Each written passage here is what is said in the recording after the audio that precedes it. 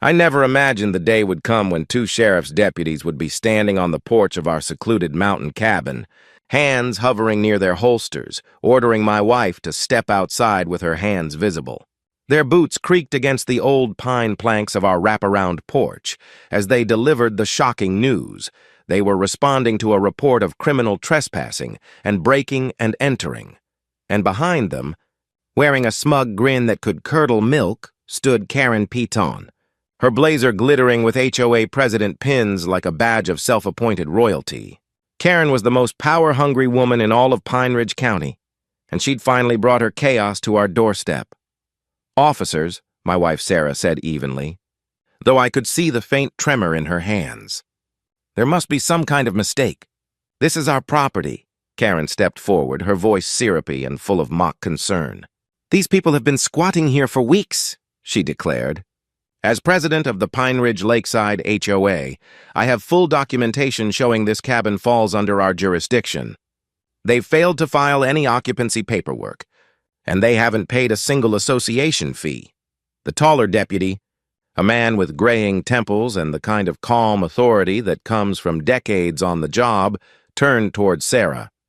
"Ma'am, we're going to need to see proof of ownership. Mrs. Patton here stated you broke into this property earlier today." Without hesitation, Sarah reached into her back pocket and pulled out a folded document. "Here's a certified copy of the deed, officer," she said. "As you'll see, this property was transferred to me 3 months ago when my uncle Robert passed away. My name is right there, Sarah Mitchell, sole owner." I watched Karen's expression crumble in real time. The smug confidence drained from her face like water down a sink. First confusion, then disbelief, then a hint of panic. The deputy scanned the deed carefully before turning to Karen with thinly veiled irritation. "Mrs. Patton, this clearly lists Mrs. Mitchell as the legal owner. Care to explain why you called 911 to report her for trespassing on her own property?" Karen's mouth opened and closed like a stunned goldfish. There must be... "The HOA records show," she stammered, but her words tripped over themselves and fell flat. But the truth was, this was just the beginning of Karen Piton's spectacular downfall. 3 months earlier, Sarah and I had been sitting in a lawyer's office in downtown Denver, still trying to process the news.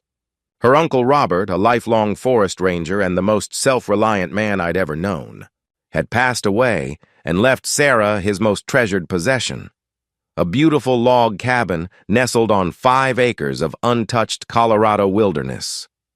It had lake access, sweeping mountain views, and the kind of quiet that city folks spend their whole lives chasing. "The property is free and clear," the attorney said, sliding a stack of papers across his polished mahogany desk. "No liens, no mortgages, and according to county records, the land predates any homeowners association in the area." That weekend, we loaded up our truck with supplies and drove up into the mountains, hearts pounding with excitement. The cabin was everything we dreamed of, rustic yet well-maintained, with a grand stone fireplace dominating the living room and wide windows framing the Rockies like living artwork. We spent that first day exploring, marking spots for a vegetable garden, and talking about adding a deck extension. That's when we noticed the signs, small metal placards nailed to trees and fence posts reading, "Pine Ridge Lakeside HOA, Community Standards Enforced." Sarah frowned. "Uncle Robert never said anything about an HOA, I shrugged it off. "Probably just for the new houses down the hill. This place has been in your family since the 60s. How wrong I was." Our first encounter with Karen Piton came exactly 1 week later. Sarah and I were hauling out old lumber from a collapsed shed when a white Lexus SUV purred up our gravel driveway, spotless despite the dirt roads. Out stepped a woman in her early 50s, her blonde hair lacquered into a helmet that could probably survive a hurricane. "Excuse me," she called out, her tone brisk and commanding. "I don't believe we've met. I'm Karen Piton, president of the Pine Ridge Lakeside HOA. I straightened and wiped my hands on my jeans. "Nice to meet you. I'm James Mitchell, and this is my wife, Sarah. We just inherited this place from her uncle." Karen's sharp eyes flicked between us before she pulled out an iPad and started scrolling with manicured nails. Mitchell. "I don't see any transfer paperwork filed with the HOA. You do know that all property transfers must be approved by the board, right? Sarah stepped forward with that determined look in her eyes that always meant trouble for whoever stood in her way. With all due respect, Mrs. Peaton, this cabin belonged to my Uncle Robert for over 40 years.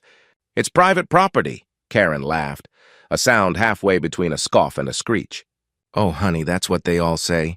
Every property within 5 miles of Pine Ridge Lake falls under our jurisdiction. And I already see several violations.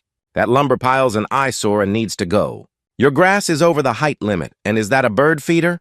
Those attract rodents, strictly prohibited. She tapped furiously on her iPad. I'll send you the new resident packet, but you'll need to attend next month's board meeting for occupancy approval. There's a $5,000 transfer fee, and your annual dues of $3,000 are already past due. Before we could even respond, she turned on her heel, climbed back into her Lexus, and sped off, leaving behind a trail of dust and disbelief.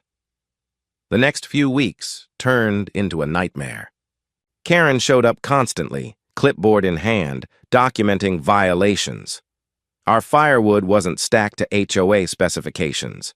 The American flag on our porch was the wrong size. Even our old pickup truck was, in her words, bringing down property values. This is harassment. Sarah fumed one evening after Karen spent 20 minutes lecturing us about an unapproved mailbox. Uncle Robert never dealt with any of this nonsense. That night, I decided to dig deeper.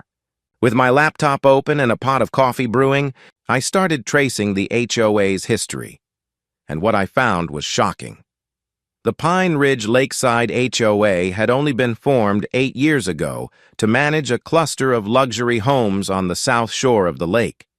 Our cabin, however, sat on the north shore, on land that had existed since the 1950s, zoned rural residential and never included in any planned community. Look at this, I told Sarah, showing her the county zoning maps. Our property isn't part of their HOA at all. Her eyes brightened. So she has no authority over us? None whatsoever. The next time Karen came around, we were ready. She marched up the driveway with a stack of papers and a face full of righteous fury. I've been more than patient, she announced. Here are your citations. $3,000 in fines for multiple violations. You're scheduled for a disciplinary hearing next Tuesday. I didn't take the papers. Mrs. Payton, we've looked into this. Our property isn't under your HOA's jurisdiction. Her face went beet red. That's where you're wrong. I've been president for 6 years. I know exactly where our boundaries are. Your uncle might have gotten away with ignoring the rules, but you won't. Sarah crossed her arms.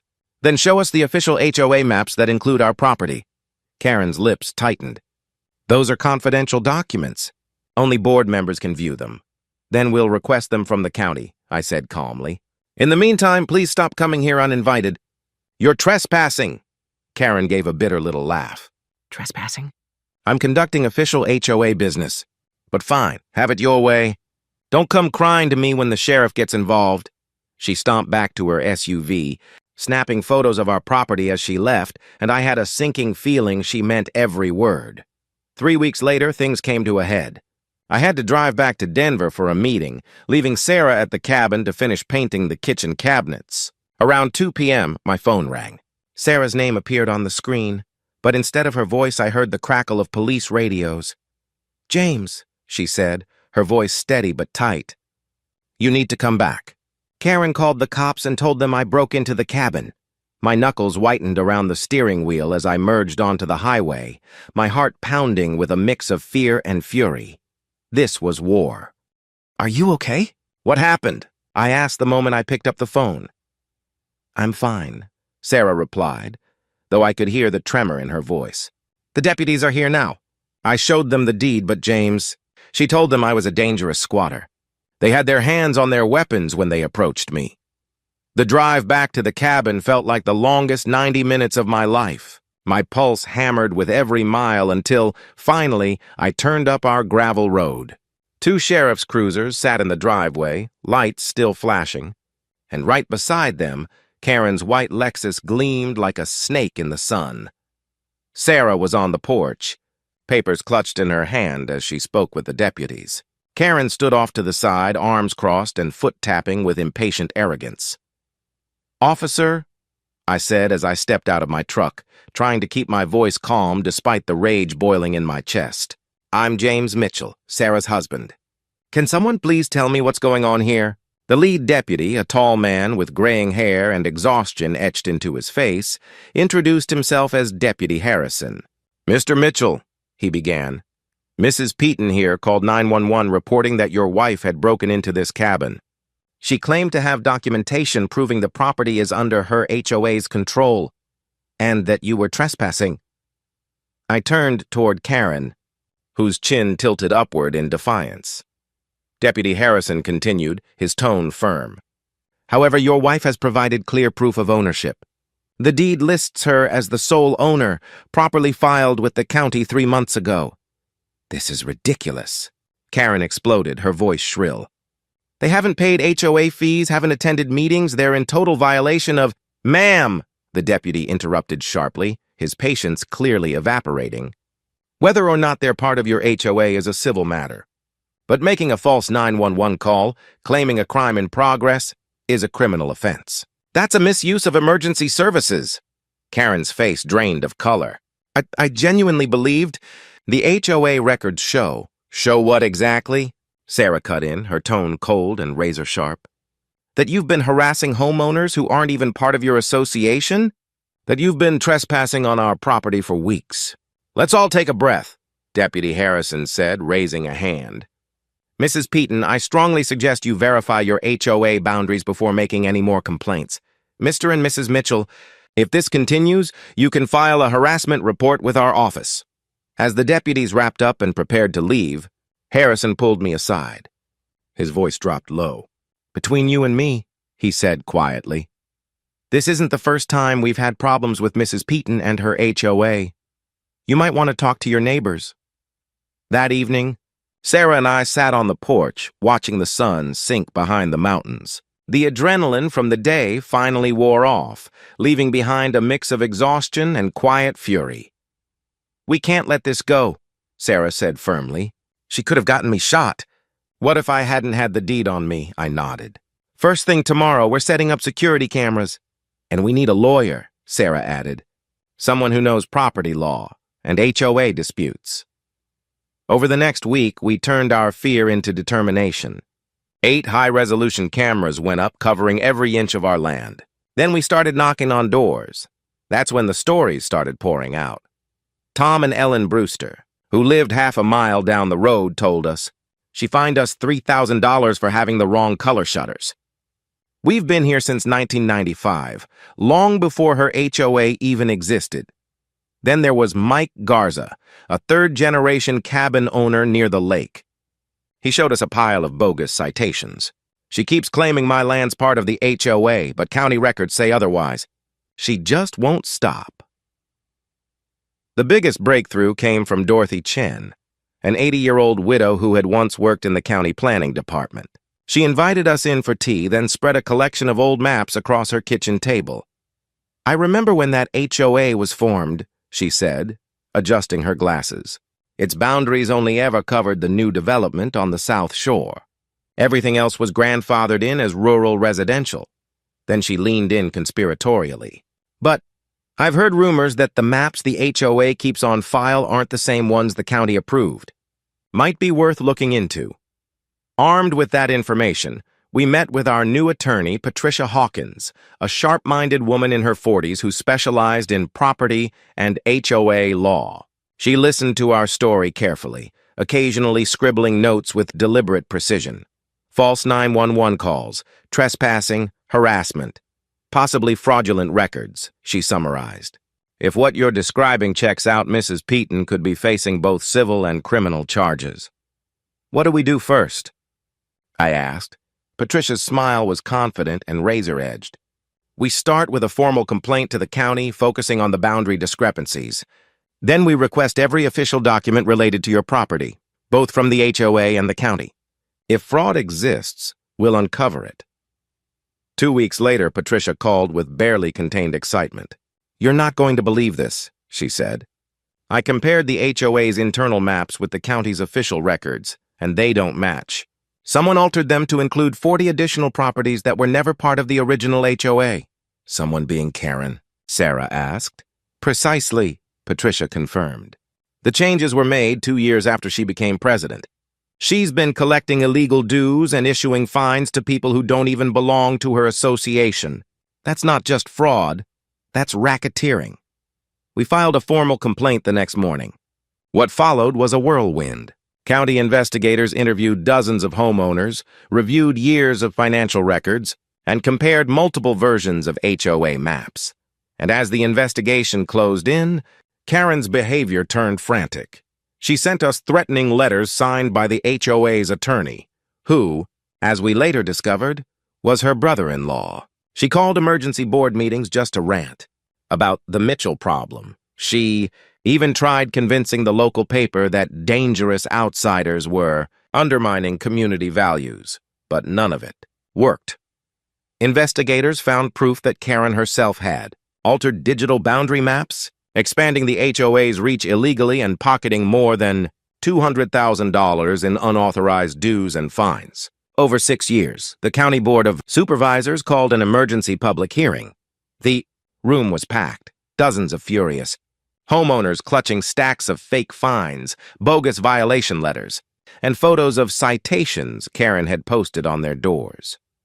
Karen sat at the defendant's table, her once perfect poise replaced by visible cracks. Her blazer was wrinkled, her hair limp, her confident smile gone. The board's chairwoman spoke bluntly. Mrs. Peaton, the evidence shows a clear and deliberate pattern of fraud and abuse of authority.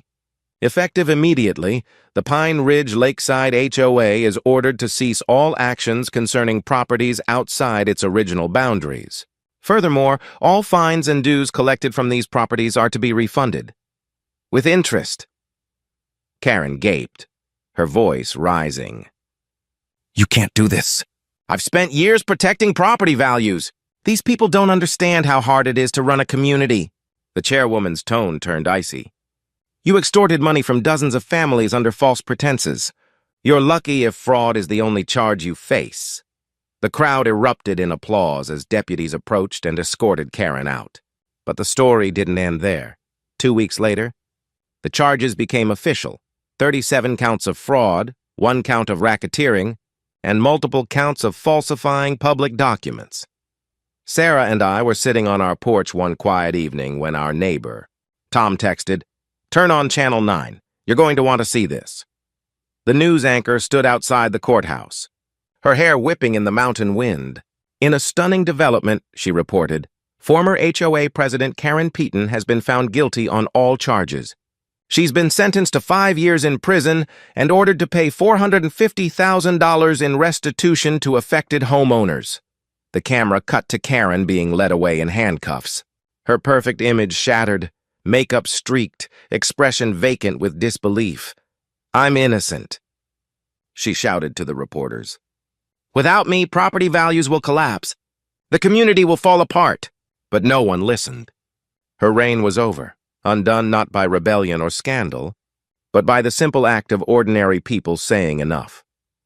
As the segment ended, the last shot showed Karen stumbling on the courthouse steps, one high heel snapping as the deputies guided her toward the waiting police car.